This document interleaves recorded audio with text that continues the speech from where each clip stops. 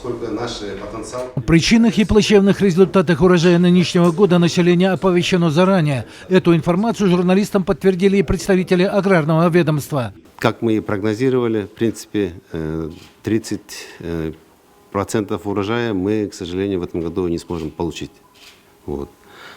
Если в разрезе структуры пассивных культур сельскохозяйственных рассматривать, мы планируем по зерновым выйти на 380-390 тысяч тонн валового сбора пшеницы.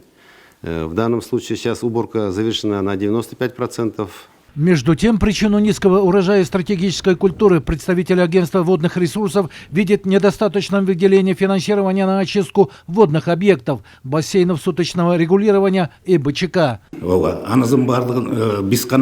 Средства на ремонтные работы, очистку водных объектов выделяется очень мало, поэтому ирригационные сооружения, БСР, БЧК засорены.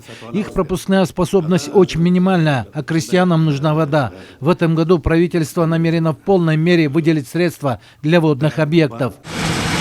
Чтобы выправить ситуацию и обеспечить республику продовольственной пшеницы в этом году, правительство выделило огромные средства для закупки зерна из дружественных стран. Всех интересует вопрос с такими показателями, особенно по продовольственной пшенице, как мы переживем этот год. Из республиканского бюджета выделены средства на закупку 70 тысяч тонн продовольственной пшеницы в Российской Федерации через Госматрезервы. Контракты уже заключены, поставки уже начались и ведутся.